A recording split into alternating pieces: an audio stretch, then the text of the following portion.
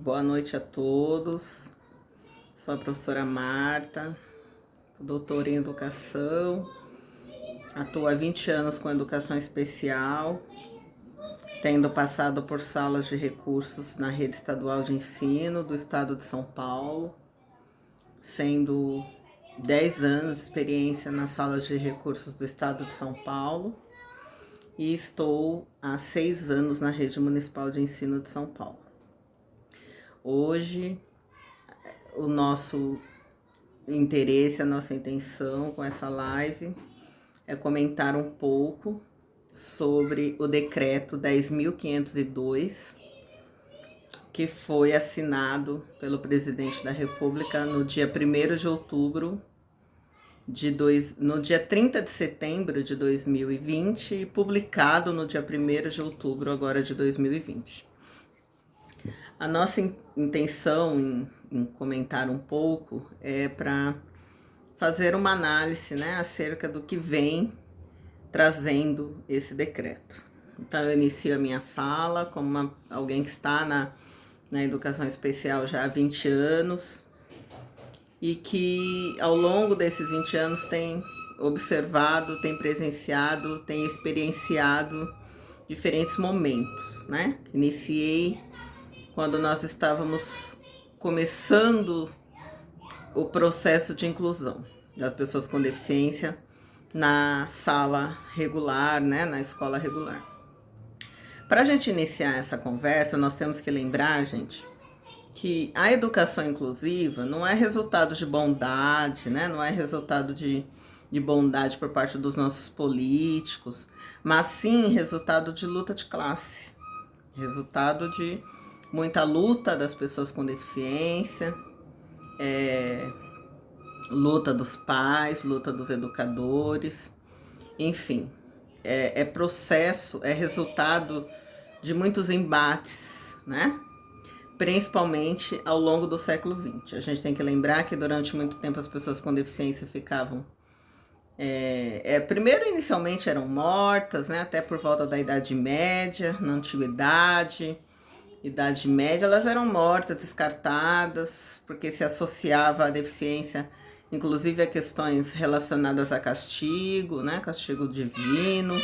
Essas pessoas eram descartadas. Depois, por volta da Idade Média, essas pessoas passaram, principalmente por conta da igreja, que passou a pensar que essas pessoas tinham uma alma, que por isso elas deveriam permanecer vivas. A partir do momento que elas passaram a ter direito a permanecerem vivas, elas eram encaminhadas para internatos, locais que elas passavam o resto de suas vidas. Esse período é chamado de segregação, onde geralmente elas eram abandonadas pelas suas famílias. Depois a gente tem, por volta do século XIX, vários pensadores, vários pesquisadores. Destaca-se Vygotsky, Maria Montessori, Pestalozzi, que são pensadores que conseguiram provar que essas pessoas aprendiam. A partir de então, nós vamos ter alguns movimentos de educação dessas pessoas. Só que esse movimento, chamado integração, pensava em estratégias para ensinar essas pessoas. No entanto, era um currículo diferente. Elas não acessavam ao que hoje a gente conhece por educação básica, era uma educação segregada à parte, representadas pelos institutos especiais, escolas especiais e classes especiais. Muitas vezes elas estavam dentro da escola regular, que era o caso das classes especiais. No entanto, elas não se misturavam com as outras crianças, elas não tinham acesso aos outros estudantes, tinham inclusive horário de entrada diferente, recreio. Eles estavam no mesmo espaço físico, só que numa outra sala, separado, sem nenhuma interação com os demais. E nesse período, essas pessoas precisavam provar que elas eram capazes, no sentido de elas tinham que provar para a sociedade que, através dos testes de QIs, norte-americanos, se elas tinham condição de estar na sala regular. Obviamente que essas pessoas não conseguiam provar e passavam a sua vida toda lá, presas nessas salas especiais. como eu estou dizendo para vocês, eu iniciei por volta do ano de 1999, quando nós estávamos, né, nesse processo, logicamente que, como eu disse, não é uma questão de bondade, né, é um processo histórico. Nós temos que lembrar, por exemplo, na década de 90, a Declaração de Salamanca, uma declaração, né, um evento de grande importância que aconteceu em Salamanca, na Espanha. E o Brasil foi um país signatário, eram 88 países, e todos os países signatários assumiram o compromisso de implantar em seus territórios a educação inclusiva. Detalhe, né? Falamos que isso em 1994. Aí nós temos aqui 96, a Lei de Diretrizes e Bases da Educação, né? A sua publicação. E a LDB, 2 anos depois de Salamanca, vem dedicando um capítulo à educação especial e vem falando que a educação especial deixa de ser uma modalidade de ensino à parte, separado, né? Mas que a educação especial, a partir de então, passa a ser oferecida na modalidade de serviço de apoio pedagógico especializado. E esse serviço, ele deve ser oferecido na modalidade do atendimento educacional especializado, que é o AEE. Ou seja, visando complementar e suplementar a educação básica, né? O currículo da educação regular. Então, nesse sentido, a educação especial passa a ser uma modalidade transversal, ou seja, ela perpassa todas as modalidades. A educação infantil é o ensino superior, porque ela passa a ser oferecida no formato de serviço de apoio, atendimento específico, apoio especializado. Vou citar alguns exemplos: o ensino de Libras, o ensino do Braille, o ensino do Soroban para pessoa cega, orientação e mobilidade para pessoa cega, comunicação alternativa para as pessoas que não conseguiram, né, ou ainda não conseguiram desenvolver a verbalização, a oralização, né, chamados estudantes não verbais, as tecnologias assistivas, as adequações que os professores do AE fazem juntamente com o professor da sala regular, né, regente da sala regular, de maneira a tornar o currículo adequado, né, e adaptado para a necessidade desse estudante. Então, a educação especial, a partir da LDB, ela torna-se um serviço de apoio pedagógico especializado, não sendo mais uma modalidade à parte, que segrega, que substitui e que é paralela, né, à educação básica. A gente está falando de 96. Aí nós vamos ter também, em 2008, a Política Nacional de Educação Especial na perspectiva da educação inclusiva. Essa política vem reforçar esses direitos e vem regulamentar o AEE, né, explicando que o AEE pode ser oferecido na modalidade, né, do contraturno. Então, o estudante, se ele estuda de manhã, ele frequenta o atendimento educacional especializado à tarde. Vem regulamentando o AE, dizendo que é um serviço, né, de apoio, direito de todos os estudantes público-alvo da educação especial, e que as redes de ensino têm que obrigatoriamente organizar o seu atendimento educacional especializado. Enfim, essa é a política atual, 2008, né? Nós estamos em 2020 e nós estamos vendo agora esse decreto, né, publicado em 1º de outubro, que vem, né, para quem ainda tem dúvida, o que diz o decreto? O decreto, ele vem, são 2 questões que a gente vai comentar. Ele vem primeiro dar opção às famílias de escolherem, né, como e onde querem matricular os seus filhos com deficiência. Na escola regular, na escola especial ou na classe especial. Aí vocês, né, quem não conhece muitas vezes pode falar, mas está dando mais opções, né, o pai que escolhe. Mas a gente tem que analisar friamente, né? Vamos pensar. Se hoje, né, que nós temos como direito garantido na Constituição de 88, garantido na LDB, garantido na Política Nacional da Educação Especial, na perspectiva da educação inclusiva, nós temos esse direito garantido. Ainda nós vamos encontrar pais e mães que enfrentam resistência, né? Por parte de gestores, secretários de escola, né? No momento da matrícula. Vão falar, minha escola não está preparada, né? Minha escola não está preparada para receber o seu filho. Imagine quando nós estivermos vivenciando, né? Tomara que não, né?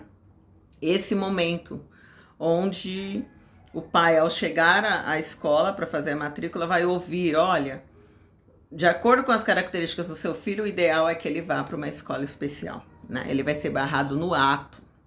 Então essa é uma questão. A outra questão, que é um retrocesso, se nós considerarmos, né, toda essa luta histórica que nós já, de maneira resumida, apresentamos, é a reabertura, né, de novo, a reabertura das escolas especiais, que segregavam, né, que separavam. Então, a gente vai agora abordar um pouco essa questão. Tem um artigo do decreto, especialmente o capítulo 7, item 3, que, assim, me causa uma preocupação. Por que preocupação? Ele diz o seguinte, né, que haverá definição de critérios de seleção para a matrícula das pessoas com deficiência na escola regular, né, na escola comum. O que quer dizer isso? Que no caso, né, nos casos dos pais que têm o filho com deficiência, que vão optar, né, por acreditarem que é melhor, ou porque tem outros filhos, né, que estudam na escola regular, ou porque são contrários à segregação e não acham que isso é o melhor para o seu filho enquanto, né, formação humana, vamos supor que esse pai vai optar pela escola regular, que é uma das possibilidades. O que está dizendo aqui no artigo, no capítulo 7, item 3, né, que haverá definição de critérios de seleção para a matrícula. A gente está falando de pré-requisitos, né? Pré-requisitos. Ou seja, nós estamos falando novamente do retorno àquele período que chegou ao fim na década de 80, que foi o período chamado integração, que eu comentei um pouquinho. Quando essas pessoas precisavam, né, com deficiência, hoje chamadas de público-alvo da educação especial, precisavam ficar separadas, né? E mesmo muitas vezes estando na escola regular, elas ficavam em classes especiais separadas dos demais. Não tinham direito nem a brincar, por exemplo, no recreio junto com os ditos alunos sem deficiência, né? Então, quando a gente está falando do estabelecimento de critérios, né, pré-requisitos, critérios de seleção, como que a gente consegue imaginar isso, né? O aluno vai passar por algum tipo de avaliação? Como que nós seres humanos, vamos afirmar ou, né, aprovar esse aluno com deficiência, ou falar, não, ele não é público-alvo da escola regular? Né? Como que a gente vai encontrar critérios para fazer essa seleção? Essa é uma questão a se pensar. Mas a questão mais grave é o seguinte, né, o que esse decreto está fazendo com a questão do direito de todos à educação, né? A educação, vamos pegar lá o artigo 58 da LDB. As pessoas com deficiências, né, necessidades educacionais especiais, como vinha naquele período histórico sendo apresentadas, devem preferencialmente estar matriculadas na escola regular, na escola comum. Aí vem a Salamanca, né, Declaração de Salamanca, afirmando a educação inclusiva é direito de todos. A gente está falando de direito humano, né? Se agora tem pré-requisito, onde está o direito? Então fica esse ponto de interrogação para vocês pensarem. Onde está o direito? Inalienável a educação, né? Onde está o direito? O que esse decreto faz com o direito inalienável? Outra questão que eu acho que vale a pena a gente comentar.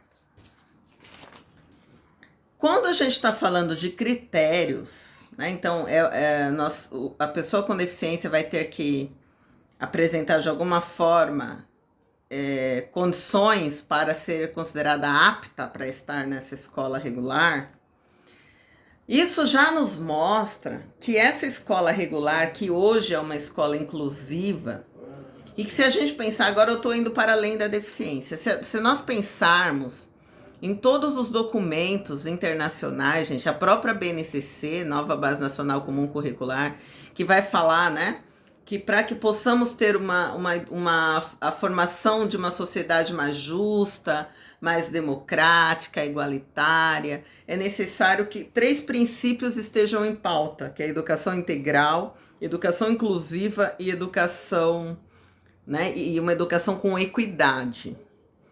Então, assim, se a gente está falando que terão pré-requisitos para acessar a escola regular, a gente está implícito também nesse pensamento que a escola regular deixará de ser inclusiva, né?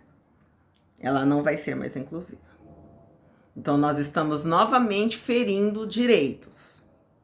E agora, eu vou deixar de lado a pessoa com deficiência e vou falar da promoção de uma sociedade melhor, com menos preconceito. Na promoção de uma sociedade que respeite a diferença, que tenha empatia para com o diferente, que saiba se colocar no lugar do outro, que tenha alteridade, né?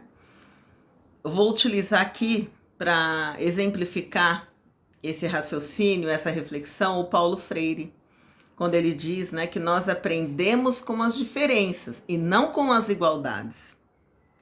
Então vamos pensar, gente. Se nós aprendemos com as diferenças, não vai ser fazendo uma pré-seleção e colocando pessoas, né, consideradas aptas e excluindo aquelas pessoas que possuem diferenças maiores, que nós vamos melhorar a formação humana e nós vamos melhorar as próximas gerações, enquanto seres humanos justos, cidadãos, né? Enquanto promoção de uma sociedade melhor. Nós sabemos que nós só aprendemos a lidar com o diferente quando nós convivemos com o diferente. Se eu não tiver oportunidade de conviver, o diferente será um desconhecido para mim. E o desconhecimento gera a ignorância, gera o preconceito, gera a resistência, né? Porque eu não conheço, eu não aprendi a conviver. Não adianta eu pegar a pessoa com deficiência depois dos 18 anos e colocá-la na sociedade. Não adianta. Nós só vamos minimizar, diminuir o preconceito quando as nossas crianças pequenas, o quanto antes, tiverem contato com o diferente. Nós temos pesquisas de diferentes países que comprovam que a educação inclusiva, ela melhora, ela é significativa, ela promove uma aprendizagem melhor para todos. Inclusive, que quando o professor pensa numa estratégia para aquele aluno com uma deficiência intelectual que está na sua sala, e aí ele faz uma adaptação ao seu conteúdo, à sua aula, né, trazendo objetos mais concretos, mais lúdicos. Essa adaptação, esse olhar sensível do professor para com esse estudante vai auxiliar a aprendizagem de todos. Não é só esse estudante com deficiência intelectual que vai se beneficiar dessa adequação. Todos irão se beneficiar. Além da convivência, né, que nós já citamos. É necessário aprender a lidar com o diferente. É na convivência que eu aprendo. Essa é uma outra questão. Agora, muitos podem estar pensando, mas a educação inclusiva, do jeito que está posta, tem muito a ser melhorada. Nós não estamos incluindo como deveria, né? Sim, concordo, tem muito a melhorar. Só que não é tirando a pessoa com deficiência da escola que nós vamos melhorar a educação básica. Nós precisamos pensar em mais políticas, direcionamento de verbas, valorização dos professores, formação continuada, né? A pessoa com deficiência, você pai, você mãe, de um filho, né, de um estudante com deficiência. Você precisa lutar pelos seus direitos, pelos direitos do seu filho, para que ele tenha oportunidade de acessar, né, ao conhecimento como ele merece. Nós precisamos lutar por condições de igualdade. Seu filho é cidadão. Não é tirando o seu filho da escola que nós vamos melhorar a educação. Eu brinco com os meus alunos, né, onde eu leciono curso de pedagogia, eu faço aqui uma reflexão. Será que se um dia todas as pessoas com deficiência faltarem na escola, nós teremos um dia de aprendizagens significativas, um dia, né, de resultados só positivos na escola? Será que o problema da educação brasileira são as pessoas com deficiência? O que vocês acham? Será que tirando as pessoas com deficiência, segregando-as, negando a elas o direito de conviver com os demais, nós vamos melhorar a educação? A nossa educação vai apresentar índices mais positivos? Fiquem à vontade para comentar. Estamos numa democracia e aceitamos, né, a opinião do outro, ainda que seja contrária à nossa. Voltemos a falar das pessoas com deficiência. Será que a pessoa com deficiência vai aprender melhor olhando, estando numa sala com pessoas com a mesma deficiência que a dela e até mais grave que a dela? Será que essas trocas serão significativas? O que vocês pensam sobre isso? Imaginem uma sala com 15 pessoas com transtorno do espectro autista. Será que esse ambiente é o melhor ambiente para que eles se desenvolvam? Vamos pensar um pouco. Então, é nesse sentido que nós tivemos como intenção fazer esse vídeo, né? Trazer essas reflexões e apresentar o retrocesso que está sendo essa nova política de educação especial, que ainda, né, está em forma de decreto. Espero que vocês tenham gostado, que eu tenha contribuído para as reflexões. Fiquem à vontade para comentar. Busquem maiores informações, você pai, você mãe. Pense que o seu filho é um cidadão. Pense que o mesmo direito à aprendizagem que tem o outro sem deficiência, o seu também tem. Pense que é vivendo, convivendo com todos, né, na sociedade, que ele vai ter condição de, né, aprender, avançar e tornar-se um sujeito independente, né, um adulto independente, autônomo, né, que são os princípios da educação especial.